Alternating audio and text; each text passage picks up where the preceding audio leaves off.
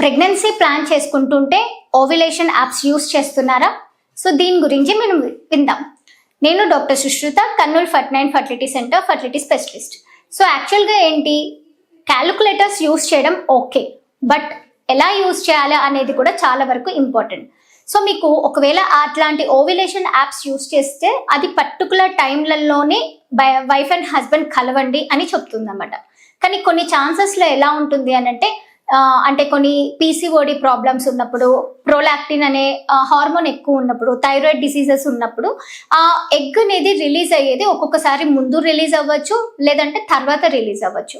అలాంటి సిచ్యువేషన్స్లో ఓవ్యులేషన్ అనేది మనకి కరెక్ట్గా జరుగుతుందా లేదా అనేది యాప్ వల్ల తెలిసే అవకాశం చాలా వరకు తక్కువ అవుతుంది. ఇంకా ఇవి బయాస్ లాగానే ఉంటుంది, అంటే కరెక్ట్గా ఫాల్స్ పాజిటివ్స్ లాగా వచ్చే ఛాన్సెస్ కూడా ఉంటుంది అనమాట. సో యాప్స్ యూస్ చేసుకున్నా కానీ దాంతో పాటే మనము ఓవ్యులేషన్ జరుగుతుందా లేదా అనేది ఫాలిక్యులర్ స్టడీ అయితేనే బెస్ట్. సో ఫాలిక్యులర్ స్టడీలో మనం ఏం చేస్తాము, ఓవ్యులేషన్ అవుతుందా లేదా అనేది ఫస్ట్ అసలు ఎగ్ పెరుగుతుందా లేదా, ఎగ్ రప్చర్ అయిందా లేదా అనేది చూసుకుంటాం.